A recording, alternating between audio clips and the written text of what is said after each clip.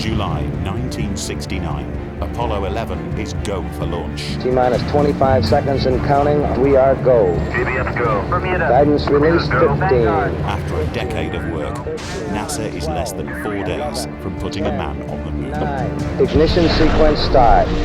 6, 5, 4, 3, 2, 1. Liftoff. We have liftoff. I believe that this nation should commit itself to achieving the goal of landing a man on the moon and returning him safely to the Earth. But in 1961, when Kennedy pledged to put a man on the moon, NASA had little idea of how to get there. It was the most audacious thing NASA has ever attempted in its history. When America says it's going to do something, it does it. A new rocket was needed to rise to the challenge. But developing such a colossal machine would push science and engineering to its limits. These were people who weren't going to accept that failure was an option. What they achieved is little short of remarkable. It is still the most powerful rocket ever built. This film tells the incredible story of how NASA built the machine that flew man to the moon. We have you go for orbit here. Go for orbit.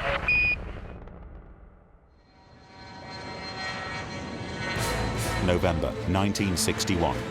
NASA pilots test the X-15 rocket plane. Prepare to go. Launch. Your angle looks good, Bob. Speeding to Mach 6, NASA reaches out for the edge of space. Got 12.6. Still good. Fantastic up here. But unbeknown to the American public, these rocketry milestones have been built on technology from an unlikely source.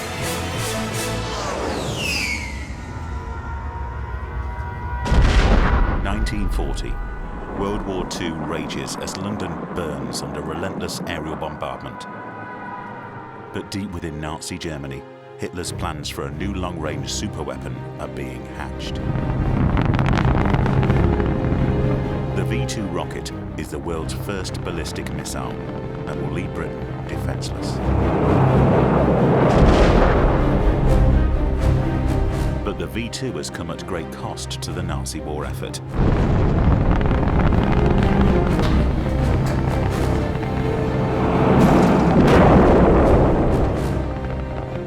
However, these early lessons in rocketry will mark the surprising first steps towards manned spaceflight.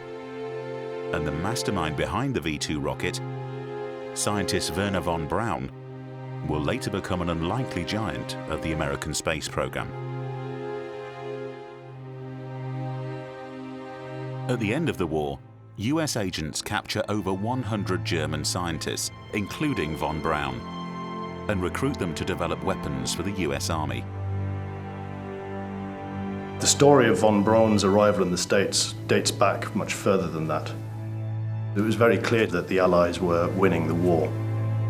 They had to decide who they should surrender to. They were too concerned about the treatment that they would get from the Russians, and that left the United States. Von Braun and his team were shipped over to the States in September 1945, along with 15 tons of paperwork and more than 100 V-2 rockets. On arrival in America, von Braun continues to develop the V-2 rocket for the US Army, working on the rockets captured from Nazi Germany.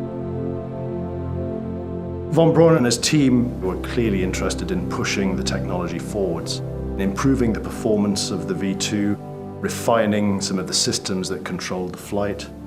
Eventually they started flying two-stage rockets where the V-2 was the first stage and they had an additional booster as the second stage. With this small young missile called the Whack Corporal, fresh out of Pasadena, California. The V-2 Whack Corporal combination marked for the first time the blending in action of American and German rocket brains. A combination that was destined to have its rendezvous with history.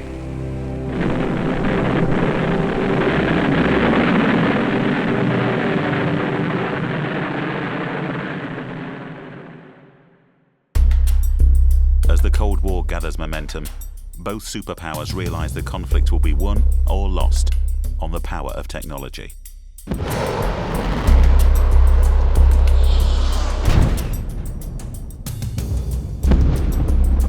With missiles reaching higher and higher altitudes, it becomes clear that the ultimate symbol of superiority will be the conquest of space.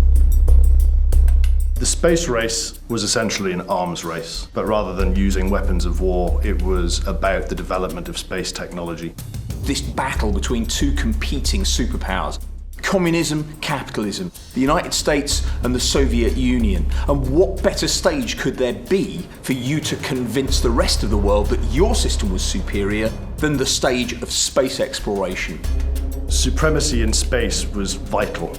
It said to the world, we have the technological superiority over our rivals. And this is why it came as such a shock to the United States when the Russians launched the first artificial satellite to orbit the Earth.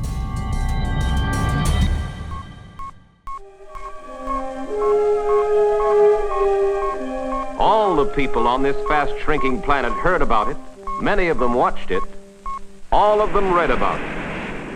In 1957, the US learns of several spectacular Soviet space victories that send shockwaves across America. On October the 4th, 1957, the Soviet Union launches Sputnik 1, the world's first artificial satellite.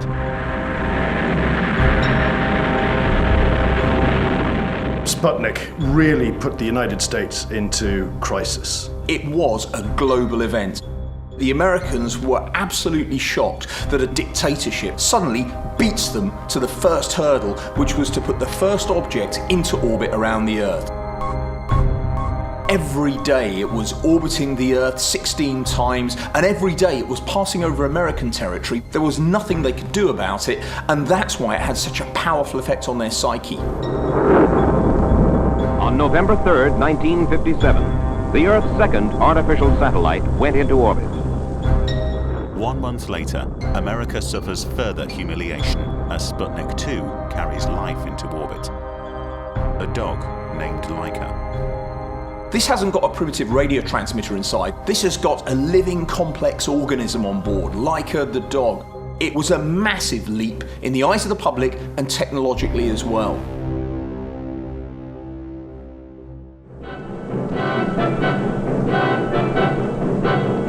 In desperation, the United States looked to the vanguard. Nearly 200 newsmen from all over the world were flown down for the big turkey shoot. And inside the blockhouse, the tension steadily mounted.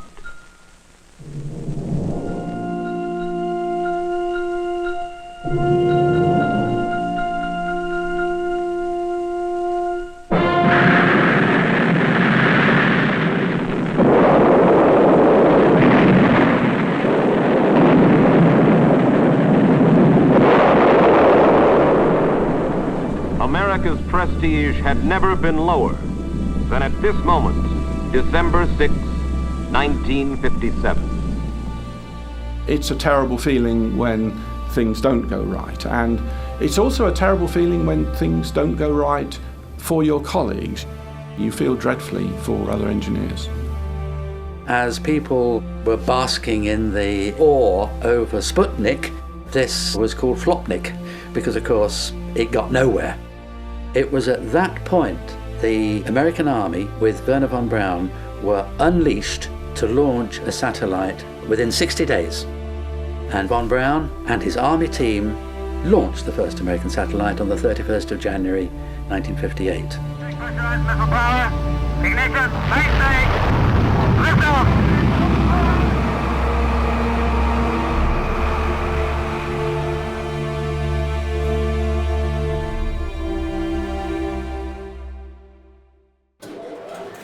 In 1958, Washington forms a research organization to accelerate an American space program. NASA is born. Von Braun was enveloped within this expanding NASA organization that hoovered up all of those different departments of Air Force, Army, and civilian activities to create the infrastructure that could mobilize major programs. Von Braun and his men immediately begin work on a heavy lift vehicle that they believe will give America the lead in the space race. Having stumbled at every hurdle in the race, there was further humiliation for the United States with the launch of Yuri Gagarin. He was the first human being to orbit the Earth, and that's all he did. One complete orbit and then lands successfully. I say that's all he did, but we need to remember, of course, that every second he was travelling 5 miles. And he landed as a global hero. He was feted by the Soviet Union as a triumph of what was possible under a communist society. It really put a lot of pressure on the White House. How could you have let our country fall behind so badly? How could it be possible that the Russians could launch an artificial satellite and then secondly launch a human being? So the Americans felt this very, very deeply indeed. Kennedy said at the time, we're going to have to take more hits before we pull ahead. And that was the view, simply head down, focus, keep going. 1 month later, the United States responds with Project Mercury and launches astronaut Alan Shepard to become America's first man in space. Your attention, please. On my mark, T-minus 15 minutes. T-minus 15 minutes and counting.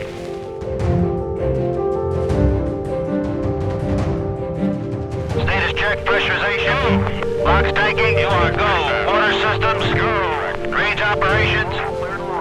Mercury capsule, go. All pre-start dial lights are correct. The ready light is on.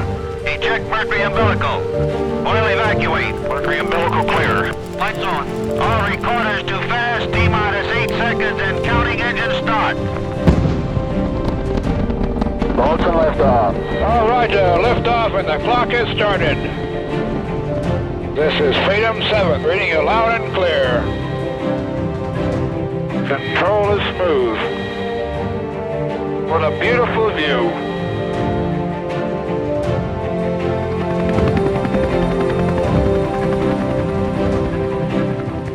Although Shepard's flight is a success, President Kennedy believes America must now show the world they can supersede all Soviet achievements.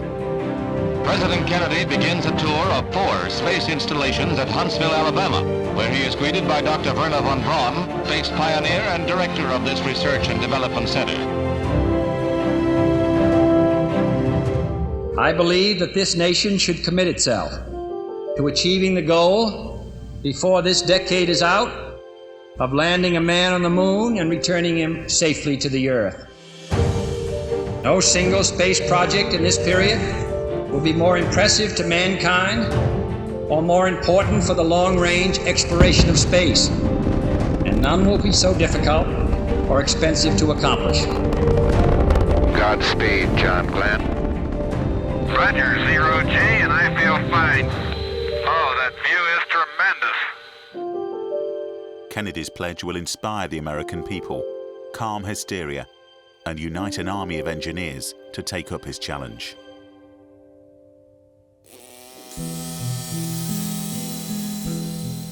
But in 1963, NASA has little idea of how to build a rocket capable of flying beyond Earth orbit. Von Braun's favoured design is a colossal rocket known as the Nova, capable of launching a large lunar lander. This heavy spacecraft would fly directly to the moon to land on its surface before returning to Earth. When NASA was doing the very early designs for the whole Apollo mission, they developed a specification for a rocket which was never built called the Nova rocket, which would have been absolutely immense in size.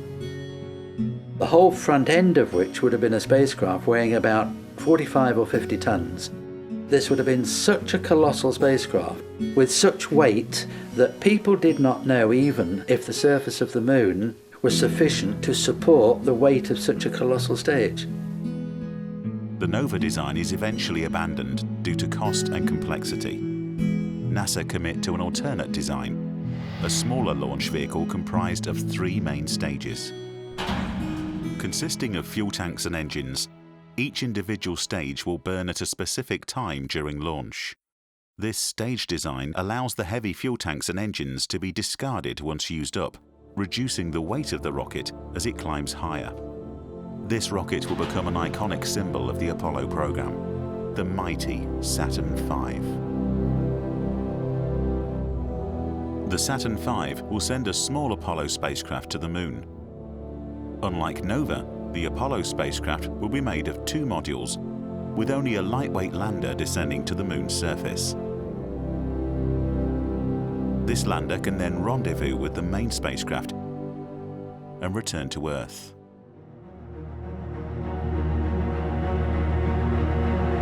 But before building the Saturn V, NASA must expand their understanding of multi-stage rockets. Work begins immediately on the Saturn I, a smaller test vehicle needed for trialling stage designs. Just 5 months after Kennedy's pledge, the first Saturn I is ready for launch. 5, 4, 3, 2, 1. Engine running. Thrust commit. Launch commit. Lift off.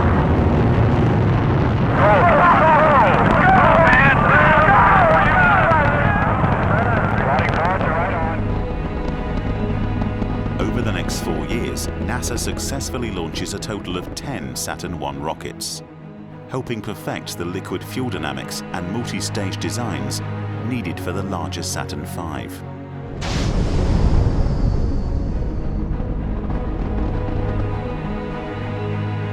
By 1963, construction on the mighty Saturn V has begun, with the most powerful engines ever built, capable of launching man beyond Earth orbit. The Saturn V will secure America's dominance in the space race. But building such a colossal vehicle will require precision engineering on an unprecedented scale. The Apollo lunar program was an absolutely enormous undertaking. At the height of the program, they had 375,000 people working on the project. The range of skills that were required was much, much broader than any single company could cover. The chance of success would be maximized by bringing together the very best minds from the top companies in the United States. Under the direction of von Braun, Boeing, North American Aviation, Douglas Aircraft Company, and the leading computer giant IBM are all contracted to the Saturn project. And new launch sites, control centers, and vast support complexes are built across America. The first stage of the Saturn V consists of 2 main components: the fuel tanks and the giant F1 engines. The 42-meter-high first stage will be the largest section of the Saturn V, with most of its mass being made up of rocket fuel. 2 tanks will hold kerosene and liquid oxygen for 5 F1 engines. Many people forget about the fuel tanks, but you must remember the challenges. The coldest temperature on the Earth normally, it's about -88 centigrade in Antarctica. We have to go well below those temperatures for the fuel tanks to work efficiently. Oxygen has to be cooled down massively until it becomes a liquid to have the amounts of oxygen we need to get the Saturn V into orbit. So first of all, your fuel tanks have to function as some of the best cryogenic thermos flasks in the world. But you can't make them so heavy that you're never going to get it off the ground. So when you consider all of these challenges, it really was pushing science to its very limits. The 5 F1 engines will do the heavy lifting, pushing the 3,000-ton vehicle to over 8,000 kilometers per hour. When you think about the Saturn V, the mind boggles. But it wasn't going to go anywhere unless it had the right power plant, and this is where the F1 engine came in. Each of its engines could produce more than 620 tons of thrust. The F1 has actually been in development since 1955, but a cluster of 5 engines needed for the first stage will push current technology to its limits. But during testing, a discovery is made that threatens the entire Apollo mission. One of the biggest problems they faced was the issue of combustion instability. The individual motors burn 3 tons of fuel a second. Imagine 3 tons of fuel just disappearing every second. It's quite extraordinary. The flow of that amount of fuel into a cauldron of burning gas is a very complex physical process. The cause lies deep within the engine. Inconsistent fuel flow increases thrust, raising pressure and restricting the fuel supply, which in turn reduces thrust. The decreased pressure now causes a surge of fuel, again boosting the engine. The cycle continues with fatal consequences. They were actually getting a thrust flame which was streaking around the inside of the combustion chamber, faster and faster and faster. This is leading to massive instabilities that engine after engine were failing after just a few seconds. And believe me, when an engine of the power of the F1 fails, it does so spectacularly and catastrophically.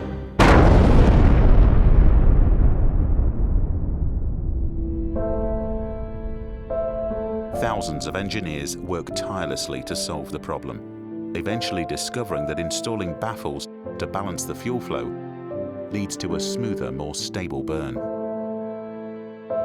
When I look back at the challenges that they faced, in a time when we didn't have computational fluid dynamics modelling on supercomputers, what they achieved in those few short years is little short of remarkable.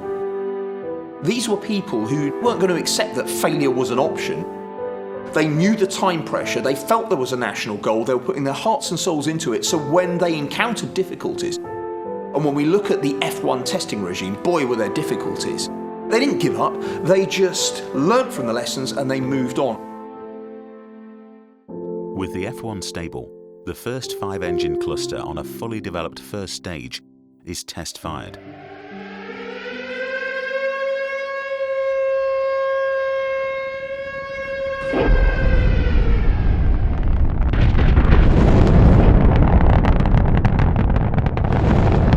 Collectively, the 5 engines now produce an astounding 7.5 million pounds of thrust, meeting von Braun's original specifications. The 4 outer engines are then fitted on gimbals to direct their thrust for in-flight course corrections. It's the nearest thing you can see to an explosion that isn't quite an explosion.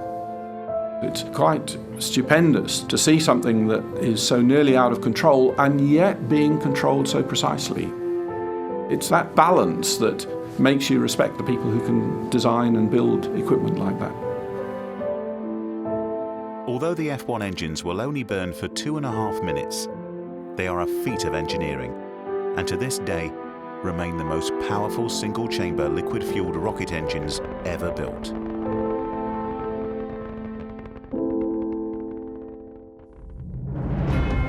In parallel to the development of the first stage, work has begun on building the Apollo spacecraft that will fly the astronauts to the moon and back. But to flight test this Apollo hardware, a new rocket is needed. Construction of the Saturn V begins immediately.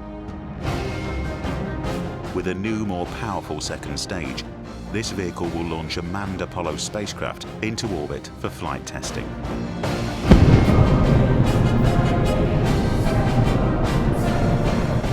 NASA selects 16 new astronauts for 10 pioneering manned missions, named Project Gemini. Gemini will develop the techniques critical to the future success of a lunar mission. With the space program gathering momentum, the American people share a new sense of optimism. But one day in 1963, everything changes. Things are rather confused at this moment. Shots definitely were fired at the presidential motorcade as it passed through downtown Dallas. We have just received word that shots have been fired at the Kennedy motorcade. We just talked with the police department. Here was that conversation. No one yet has any authoritative report on the nature of the wounds to the president. One policeman fell to the ground, pulled his pistol, and screamed, "Get down!" And a man across... It is now reported that Governor Connolly and the president perhaps have been wounded in this assassin's attempt. It is an unofficial report that both the president and Governor Connolly were wounded in this shooting event. Ladies and gentlemen, the president is dead. at Parkland Hospital in Dallas.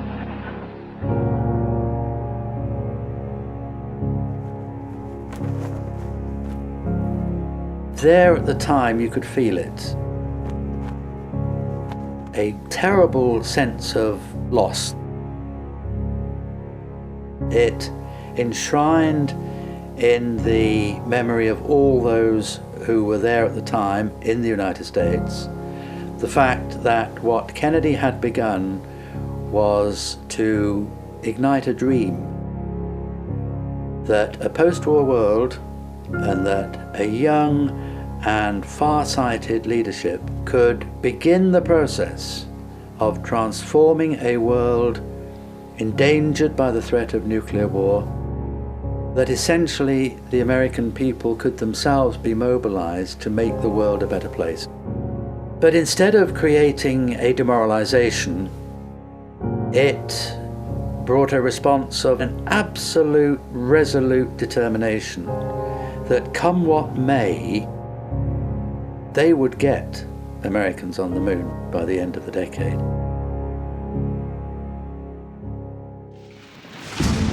NASA defiantly presses on with Project Gemini. Clock is started. Go on your way, Molly Brown. They make huge steps towards fulfilling Kennedy's dream and showing the world the America he believed in. Oh, man. This is the greatest experience. I feel like $1 million. Gemini played an absolutely crucial role. 10 manned Gemini missions had to prove all the technologies that were going to be essential if Project Apollo was going to meet its challenge of landing on the moon. Staring right down the old line. How do you get two spacecraft orbiting the Earth at 5 miles a second to rendezvous and achieve a docking? Roger, how do it look? It looks great. Would a human being be able to survive 14 days in what we call the microgravity environment? How does it feel for the United States to be the new record holder? At last, huh? Roger. Congratulations. Longer flight durations, docking maneuvers, and spacewalks are all practiced and perfected by the Gemini crews for the forthcoming Apollo program.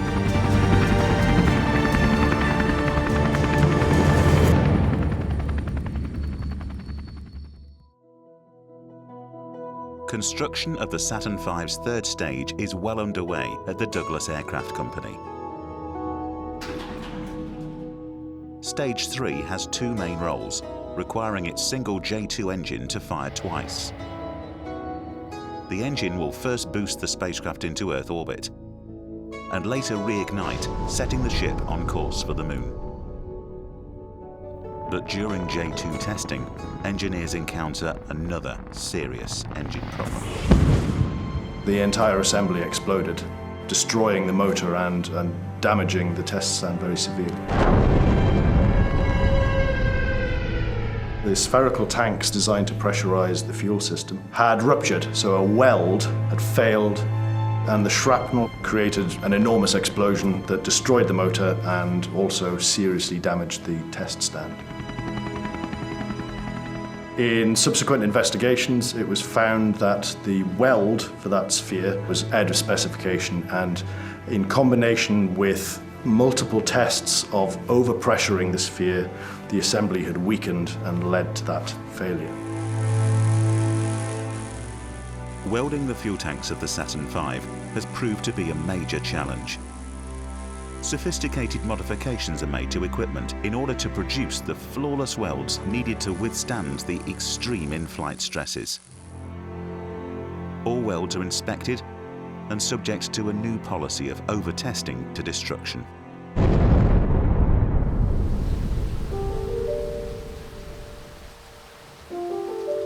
The big secret with the engineering on the Saturn V lay in the experience of the German rocket pioneers. It was the uncompromising commitment to test, test and retest, and the very systematic development of one system after another that were the core of why the Saturn program worked so well. Despite steady progress on the first and third stages, the second stage of the Saturn V at North American Aviation is proving more difficult. Due to redesigns of the Apollo spacecraft, the Saturn V is too heavy, and the weight reduction must somehow come from the second stage. The original design of Stage 2 uses 2 separate fuel tanks. But designing a single fuel tank with a common bulkhead separating the 2 liquids will shorten Stage 2 and dramatically reduce its weight. But this leaves Stage 2 engineers facing one of the greatest challenges of the entire build.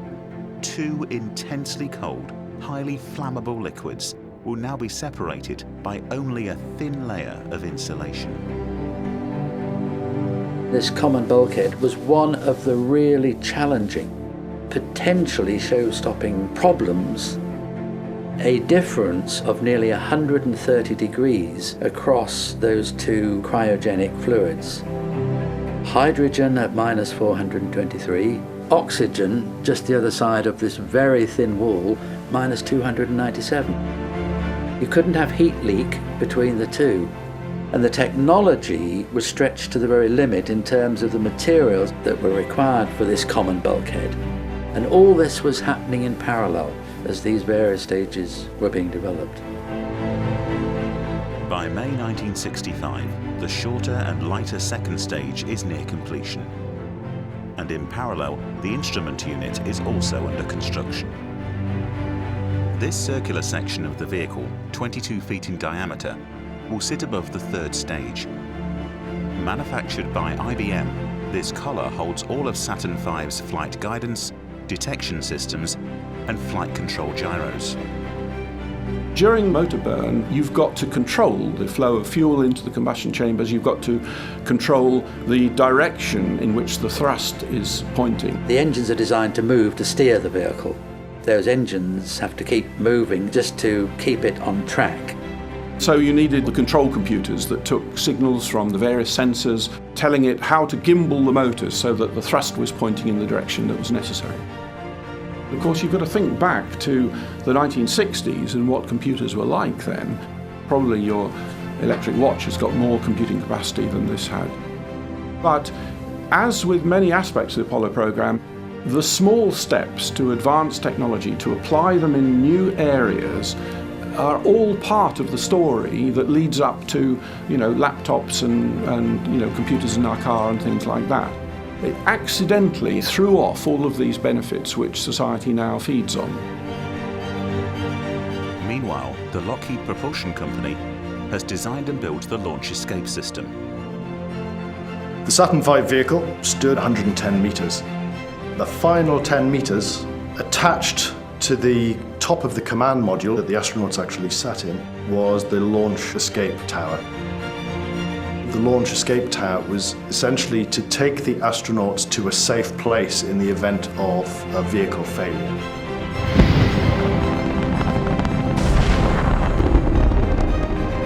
The rocket motor would pull the command module containing the astronauts away from the rocket, and it would divert them out towards the sea. And the command module would come down into the water under its parachutes. With the astronauts out of harm's way, they can be recovered by the US Navy.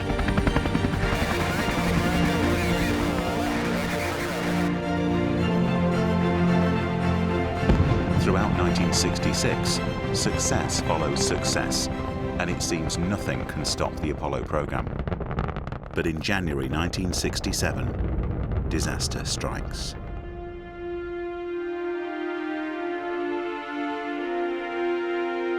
Astronauts Gus Grissom, Ed White, and Roger Chaffee board a Saturn 1B for a routine static launch test.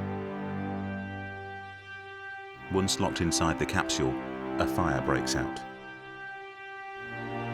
In the pure oxygen environment, the fire flashes through the spacecraft, killing the trapped astronauts in seconds. The Apollo fire was a shock. The expectation was that we would have difficulties and problems. There was no realization that within the design of the spacecraft itself, lay deeply embedded serious engineering design flaws. And so the shock was a deeply incisive and damaging, to a great extent, impact on morale. Gus Grissom himself said, "We expect to lose people in this business," and he said it must not stop if lives are lost. Sadly, he was one of those whose life was lost. But there was a sense that just as the death of Kennedy had deepened the resolve to fulfill his commitment, so too were the loss of these 3 lives not going to reduce in any way the effort and the determination and the resolution to press on and get on the moon by the end of the decade. The Apollo program is delayed, while NASA engineers apply new fire safety measures.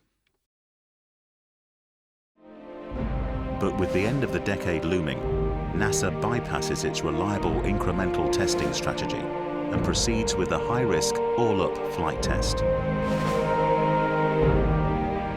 All stages of the vehicle are assembled at the Kennedy Space Center, and the first Saturn V rocket will be launched as Apollo 4. We are go. 30 seconds and counting. After years of pioneering rocket design and engineering, NASA's first $135 million Saturn V is ready for liftoff. Okay, all flight controllers, let's play it cool. Final status check, booster, go. Retro, go. Fido, go. Guidance, go. Verify your go for launch. Roger, we are go for launch. We have ignition. All engines are running.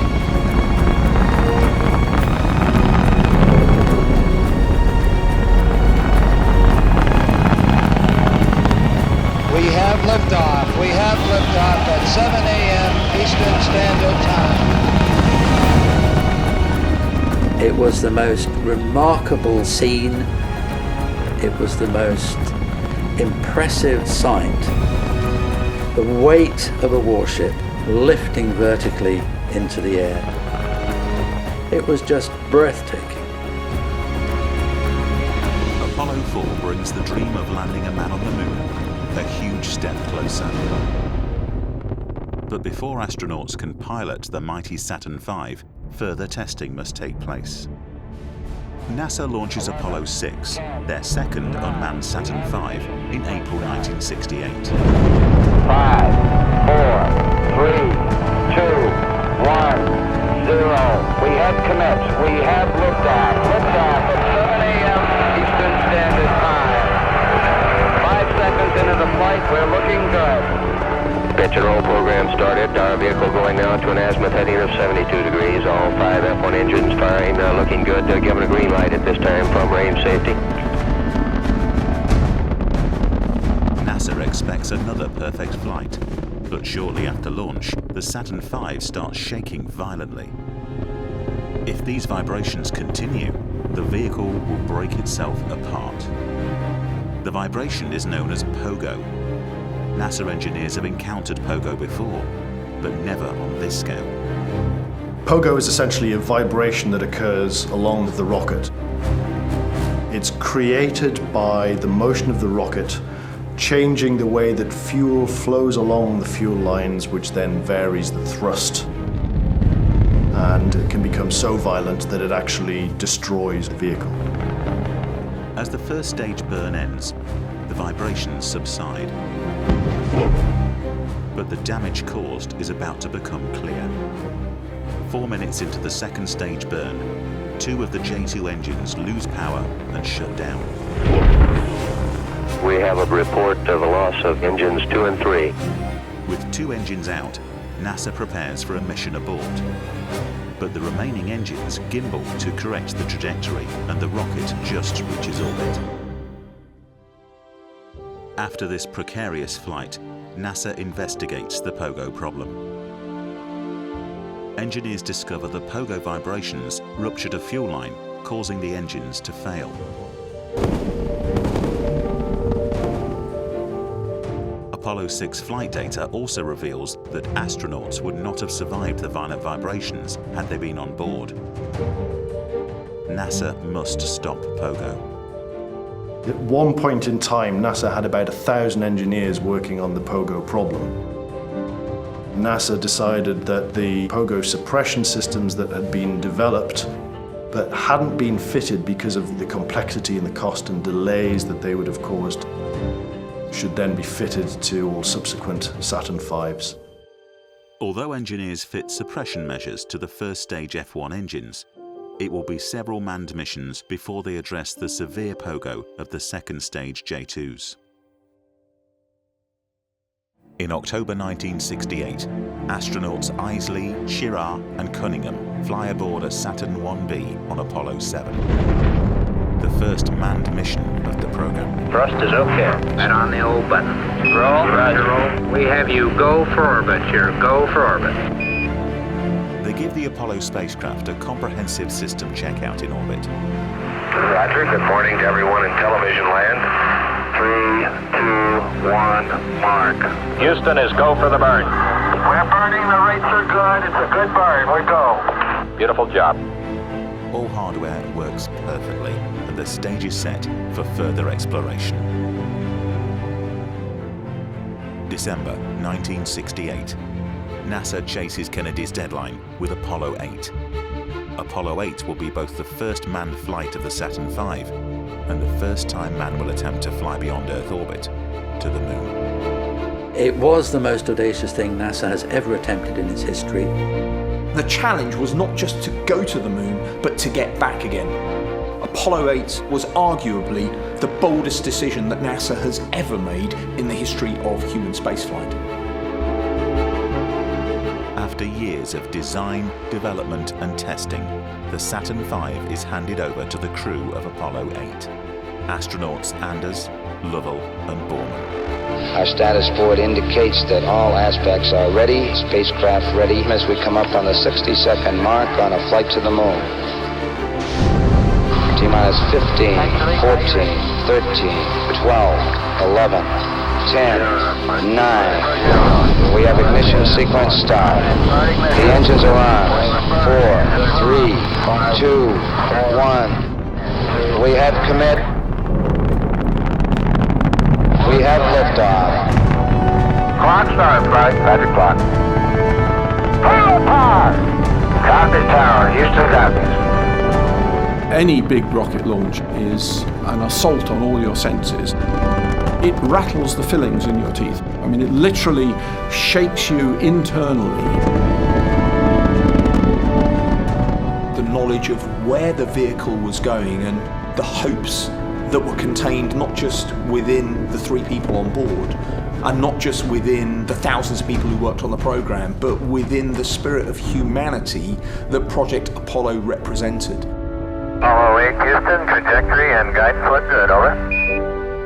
Here we were, leaving Earth and breaking that bond with our home planet to place men within the gravitational grip of another world in space. My body was full of goosebumps. Apollo 8, you are go for TLI, over. We're go for TLI. When that third stage was relit to head toward the moon, to see the velocity going up and up and up and up and up, the counters on the consoles, it was awesome.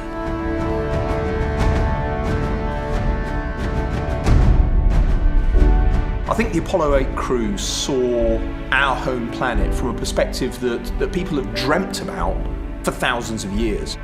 They were the first human beings to be able to blot out every aspect of human history, everyone they loved, everyone they dreamt about, all of their successes, all of their failures, just to blot it out with a thumb. It's the first time that the Earth was seen not as the place that we live, but as a planet floating in a black sky, seemingly insignificant among the vastness of the stars. Apollo 8 successfully orbits the moon 10 times, and on Christmas Eve 1968 makes a historic television broadcast to the world. For all the people back on Earth, the crew of Apollo 8 has a message that we would like to send to you. In the beginning, God created the heaven and the earth. And the earth without form, and void, and darkness was upon the face of the deep. And God said, "Let there be light." And there was light. When I hear the reading of the passages from Genesis, it makes the hairs on the back of my neck stand up, and that's 40 years later. I think Apollo 8 is certainly a contender for the proudest moment of the Saturn V. And from the crew of Apollo 8, we close with good night, good luck, a Merry Christmas, and God bless all of you on the good earth.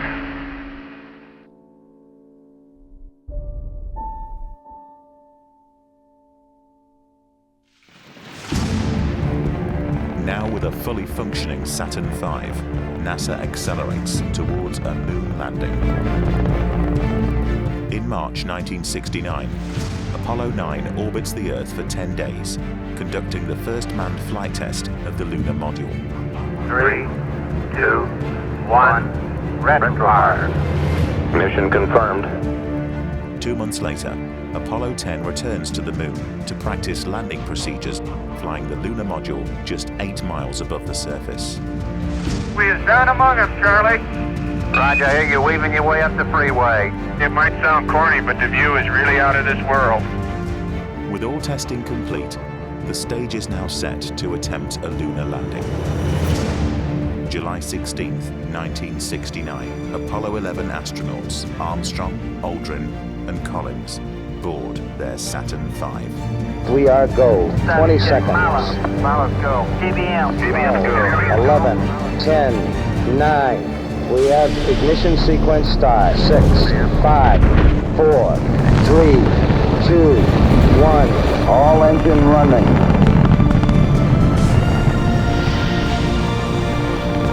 Liftoff. We have a liftoff. 32 minutes past the hour. Liftoff on Apollo 11. 4 days later, Neil Armstrong sets foot on the moon, realizing Kennedy's dream and securing America's superiority in the space race. That's one small step for man, one giant leap for mankind.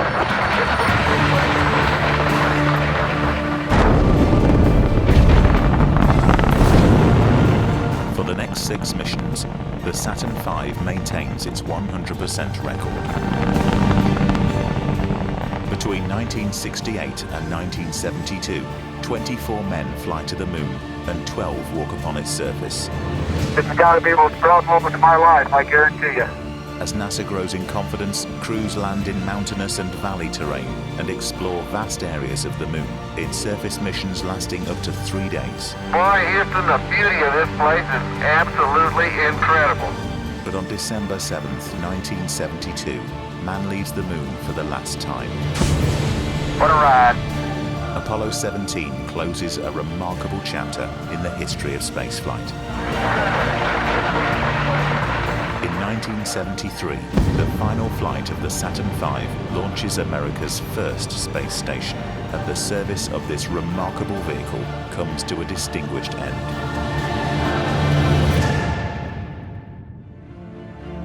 The legacy of the Saturn V is the number of scientists and engineers and teachers who were inspired by the sight of that magnificent, outrageous rocket standing on the launch pad.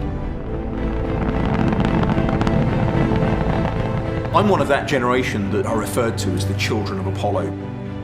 It drove my interest in science and maths for as long as I can remember. Saturn V was a totally remarkable vehicle. You just didn't question it. It was a pinnacle of engineering and a pinnacle of man's defiance of the laws of nature, almost. You know, I can do what I want, get out of the way. It is still the most powerful rocket ever launched from the surface of the Earth.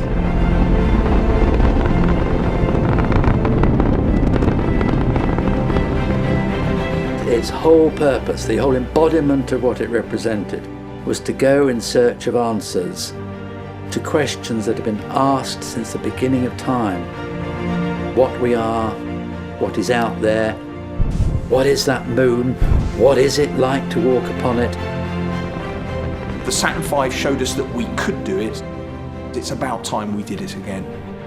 When people imagine the moon landings, I think you see an astronaut standing on the surface of the moon, and you also see that amazing rocket leaving the launch pad.